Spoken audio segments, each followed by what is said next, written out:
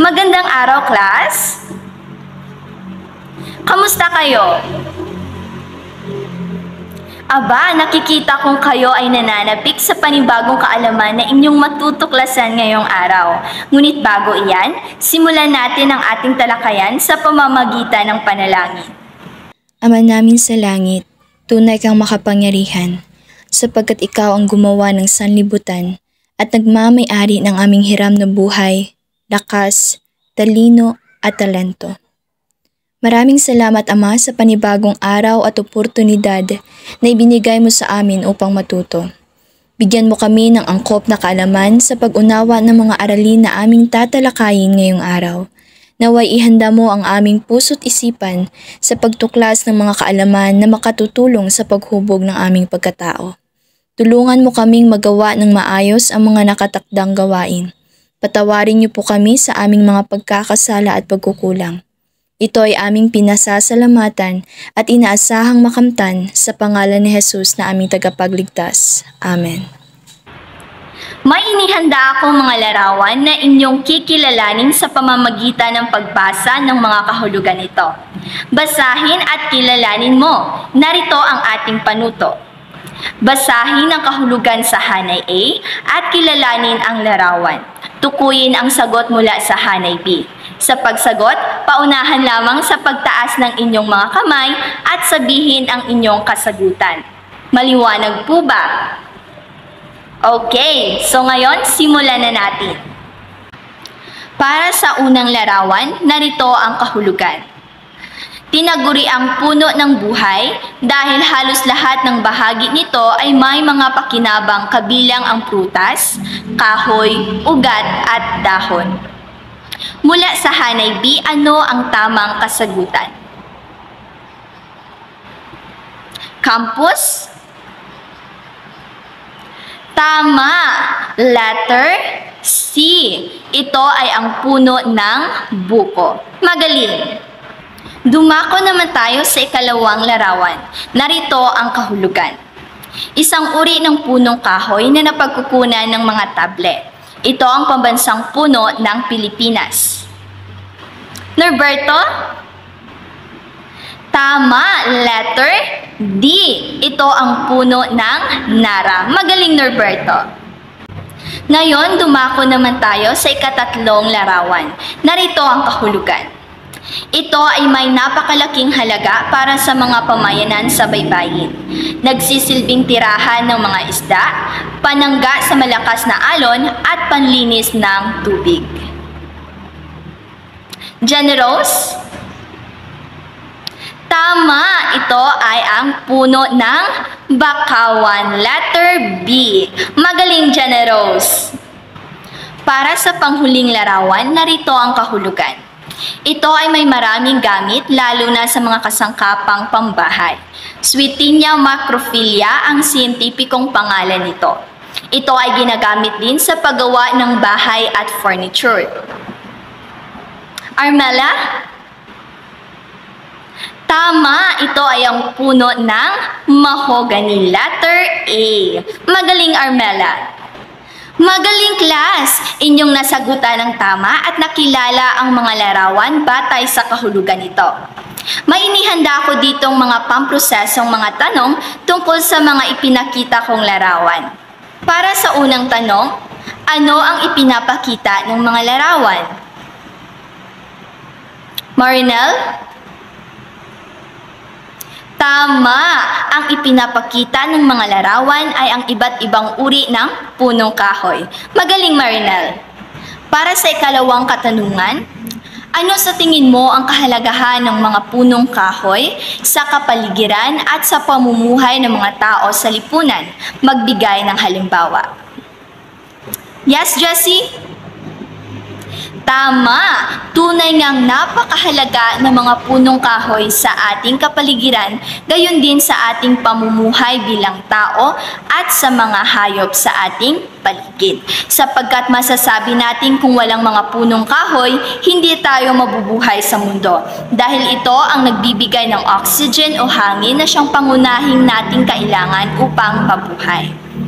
Malaki rin ang tulong ng mga punong kahoy dahil dito tayo kumukuha ng ating mga pagkain at ginagamit natin sa pagpapatayo ng ating mga tirahan.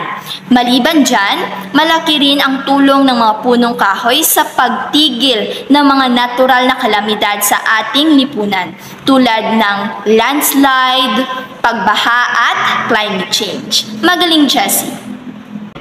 Para sa ating huling katanungan, bilang isang mag-aaral, paano mo maipapakita ang iyong pagpapahalaga sa ating kalikasan? Yes, Carmel? Tama! Bilang isang mag-aaral, maipapakita ninyo ang inyong pagpapahalaga sa ating kalikasan sa pamamagitan ng pakikilahok sa mga programa sa ating paaralan at gayon din sa ating lipunan na may layuning pangalagaan ang ating kalikasan tulad ng paglilinis ng kapaligiran at gayon din ng tree planting. Magaling, Carmel! Kaugnay sa mga kaisipang inyong nabuo tungkol sa iba't ibang uri ng punong kahoy na ating tinalakay, ngayong araw ay magbabasa tayo ng isang tula na isinulat ni Jose Corazon de Jesus na pinamagatang Isang Punong Kahoy. Ngunit bago iyan, atin munang kilalanin kung sino nga ba si Jose Corazon de Jesus. Alam niyo ba, class, na si Jose Corazon de Jesus ay itinuturing na pinaka-nangungunang makata sa panahon ng kolonyalismong Amerikano? Pinaka-popular niyang sagisag panulat ang Joseng Batote at ginamit niya sa napaka-popular na patulang kolom na may titulong Buhay Maynila. Ipinanganak si De Jesus sa Santa Cruz, Maynila noong ika-22 ng Nobyembre taong 1874 sa mag-asawang Vicente de Jesus ng Santa Maria, Bulacan at Susana Pangilinan ng Pampanga. Ikinasal siya kay Asuncion Lacdan noong taong 1918 at nagkaroon sila ng 3 anak. Nag-aral siya sa Liceo de Manila at kumuha ng abogasya sa Eskwela de Derecho. Nag-aral din siya ng opera at piano sa Universidad ng Pilipinas. Isang balintuna na sa kabila ng kanyang pambihirang popularidad ay hindi siya nanalo sa 2 beses na pagkandidato sa Santa Maria, Bulacan, ang itinituring niyang sariling bayan. Hinangaan si Batote bilang makisig at mahusay na mambibigkas. Siya ang itinanghal na unang hari ng Balagtasan.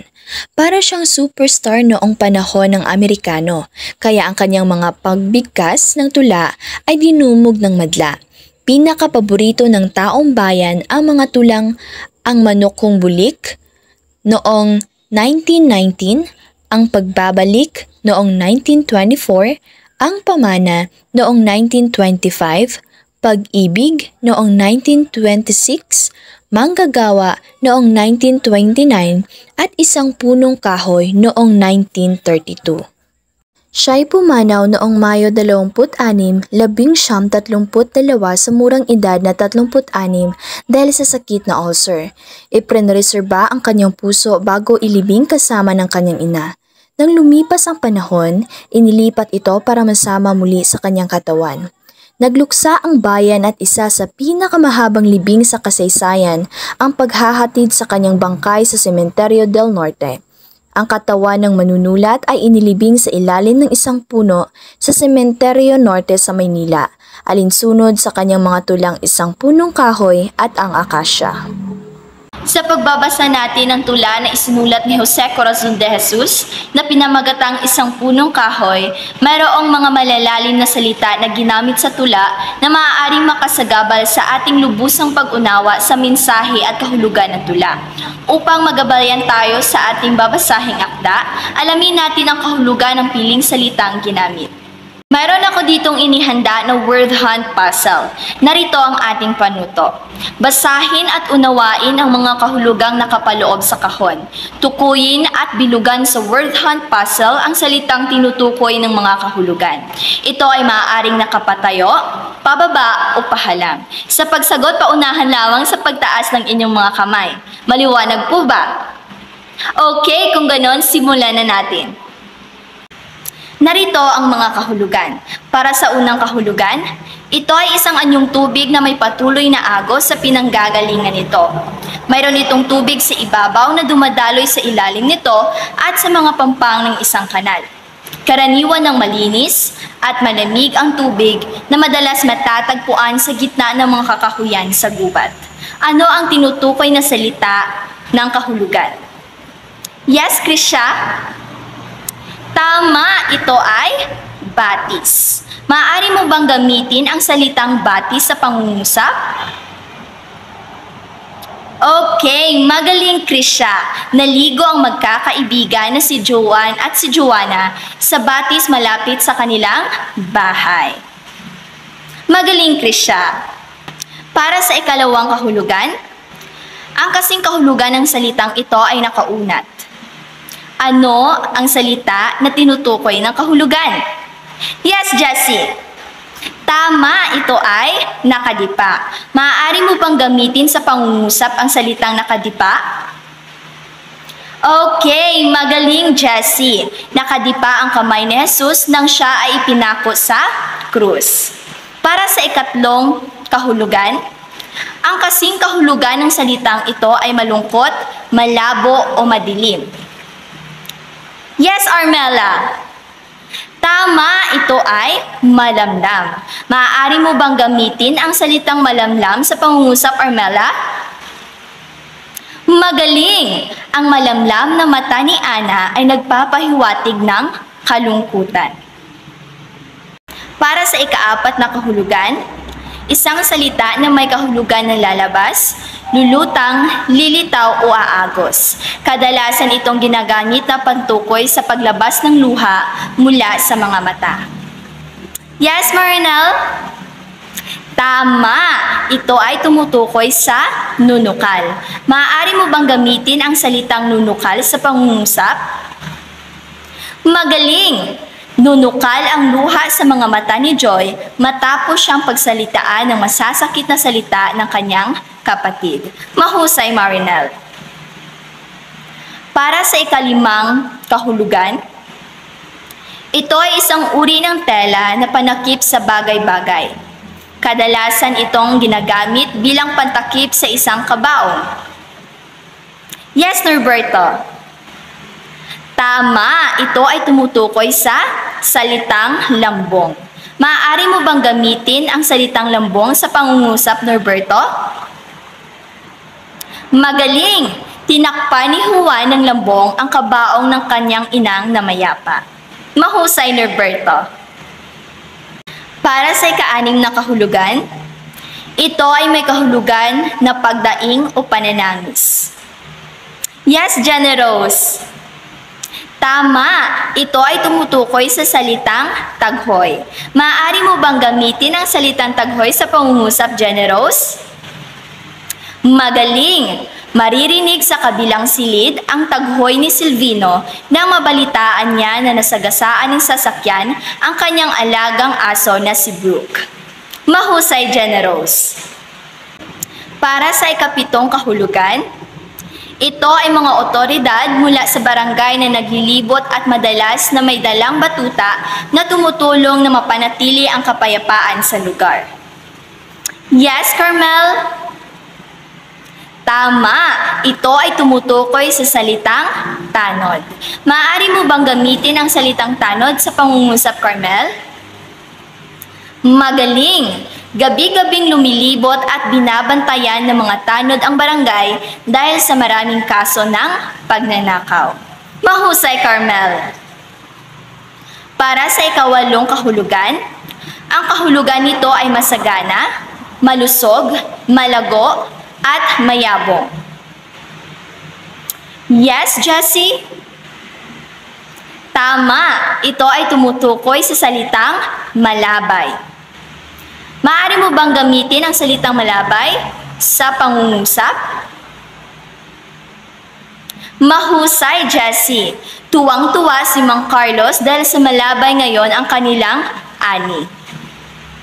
Narito ang ating mga patnubay na tanong. Una, ano ang sinasagisag ng punong kahoy?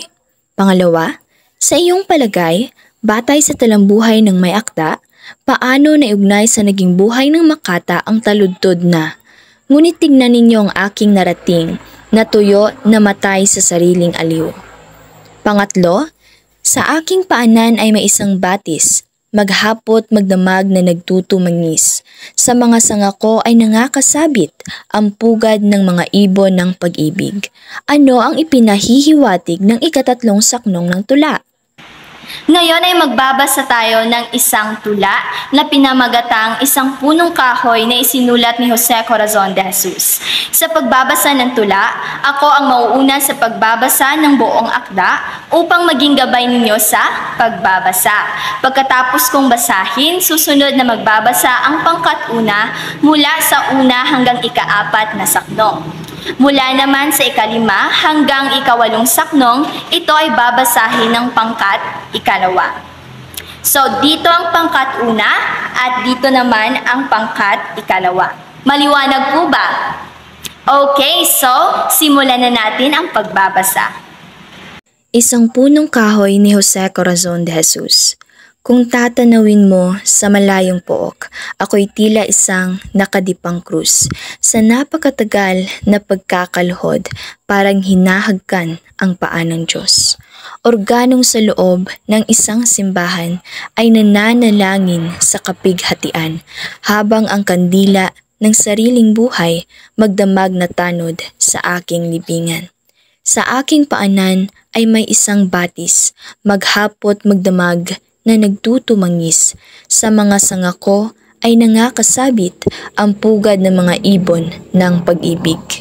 Sa kinislap-kislap ng batis na iyan, asamuray agos ng luhang nunukal, at sa kabuwang tila nagdarasal, ako'y binabati ng ngiting malamlam. Ang mga kampana sa tuwing orasyon, nagpapahiwatig sa akin ng taghoy. Ibon sa sanga ko'y may tabing na dahon, bati sa paa ko'y may luha ng daloy. Ngunit tingnan ninyo ang aking narating, natuyo, namatay sa sariling aliw. Naging cross ako ng magsuyong laing at bantay sa hukay sa gitna ng dilim. Wala na, ang gabi ay lambong na luksa, panakip sa aking namumutlang mukha. Kahoy na nabuwal sa pagkakahiga, ni ibon ni tao'y hindi na matuwa. At iyong isipin ng nagdaang araw, isang kahoy akong malagot malabay. Ngayon ang sanga ko'y krus sa libingan, dahon ko'y ginawang korona sa hukay.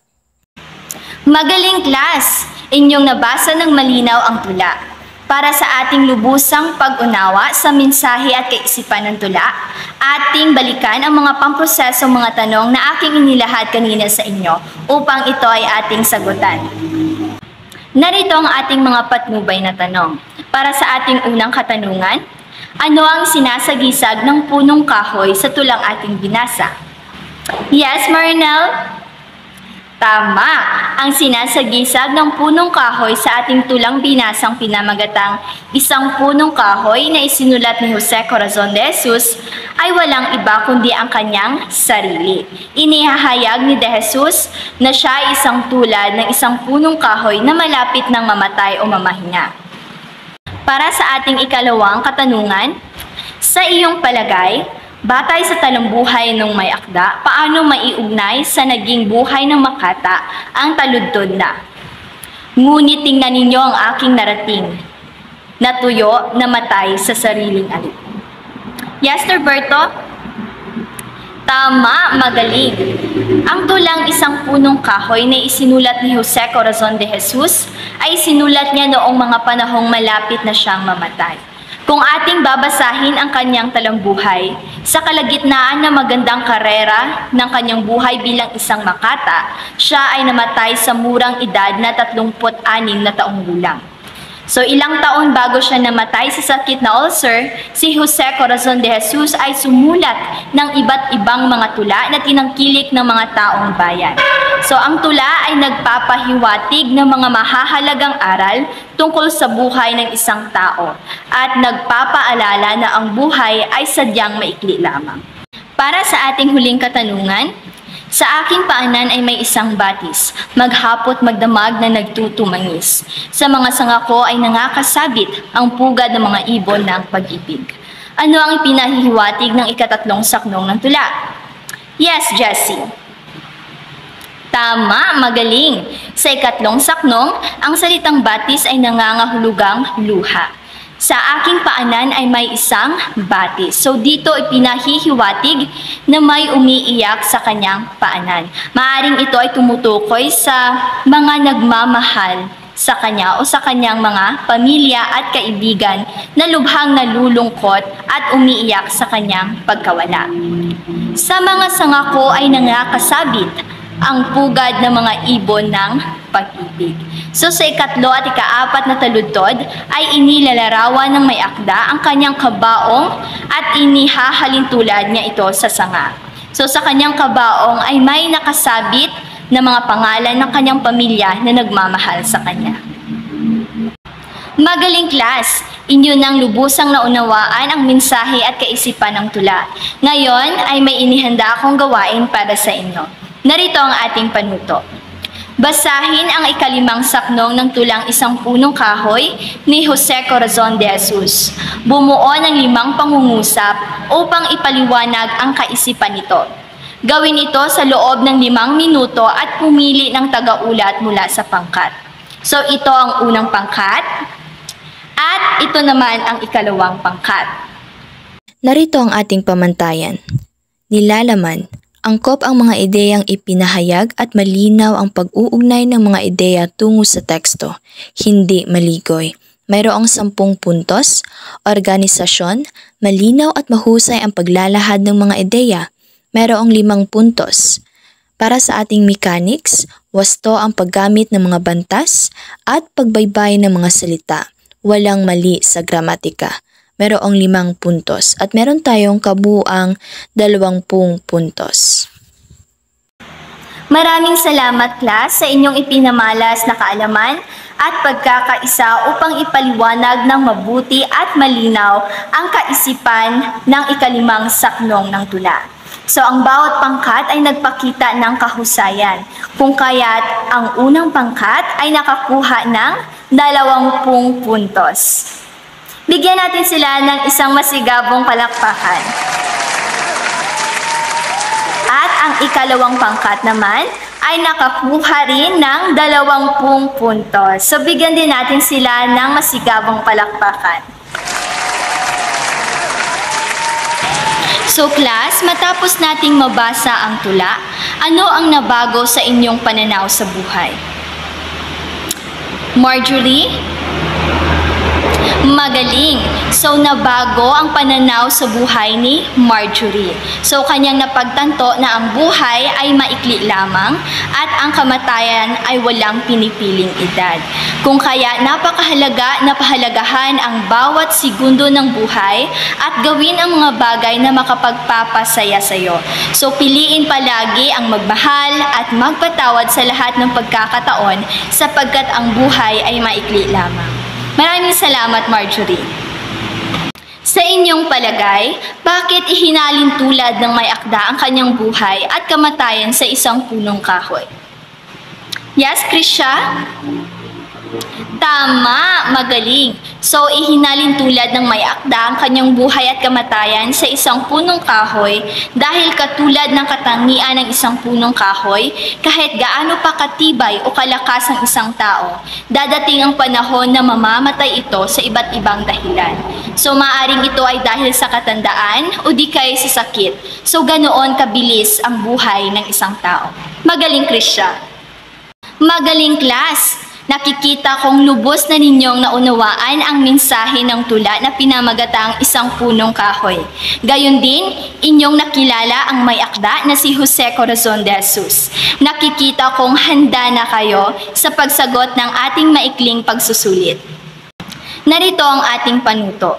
Basahin at unawain ang mga katanungan, isulat sa papel ang tamang sagot.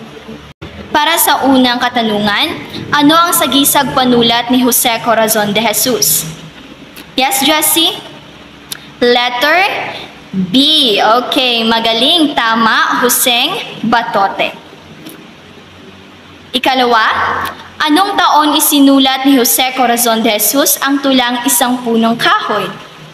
Yes, Carmel? Okay, letter C. Tama, noong taong 1932. Ikatlo, hinangaan si De Jesus bilang makisig at mahusay na mambibigkas. Siya ang itinanghal na unang. Yes, Krisha? Okay, tama. Letter B. Hari ng Balagtasan. Ikaapat, dito ipinanganak si Jose C. De Jesus. Carmel. Okay, tama. Letter A. Santa Cruz, Maynila. Ikalima, bakit inilibing sa ilalim ng isang puno sa Sementeryo Norte sa Maynila si Jose Corazon de Jesus? Yes, Marinel? Okay, tama. Letter D. So, inilibing siya sa ilalim ng isang puno alinsunod sa kanyang mga tulang Isang Punong Kahoy at ang akasya. Ika-anim, sa anong bagay ihinalin tulad ng may akda ang buhay at kamatayan ng isang tao? Yes, Jenna Rose? Okay, tama. Letter A. Sa isang punong kahoy. Ikapito, ano ang sukat ng tula? Yes, Jonalyn? Okay, tama. Letter A. Lalabin, dalawahin. Ikawalo, mayroong ilang saknong ang tula? Yes, Jenna Rose? Okay, tama. Letter D. Mayroong 8 saknong ang tula. Ikasyam, ang mga kampana sa tuwing orasyon, nagpapahiwatig sa akin ng taghon. Mula sa 5 saknong, ano ang ipinahihiwatig ng taludtod na ito? Yes, Jonalyn? Okay, letter A. So, ito ay nangangahulugan na ang kampana ng simbahan ay tumunog bago ialis ang kabaong. So, ito ay nagpapatunay na malapit na siyang ihatid sa kanyang huling hantungan. Para sa huling bilang, sa aking paanan ay may isang batis. Ano ang kahulugan ng salitang batis sa 2 saknong ng tula? Yes, Carmel. Okay, tama. Letter D. Ito ay nangangahulugang luha ng mga taong nagmamahal sa kanya at umiiyak sa kanyang pagkawala. Magaling class, alam kong kayo ay nakakuha ng maraming tamang sagot. So, sino ang nakakuha sa inyo ng 10? 9, 8, 7, at 6. Okay, so ipasa ninyo yung mga papel sa unahan. Para sa ating takdang aralin, narito ang panuto. Sumulat ng tradisyonal na tula tungkol sa mga alaala ng mga yumaong mahal mo sa buhay. Narito ang ating rubrics o pamantayan para sa pagsulat ng tula. Maraming salamat class sa inyong partisipasyon sa ating klase ngayong araw at dito na nagtatapos ang ating talakayan. So huwag ninyong kaligtaan o kalimutan na gawin ang inyong takdang aralin dahil bukas iwawasto natin ito. Malinaw po ba? Okay, so kung ganon, paalam sa lahat. Okay, paalam.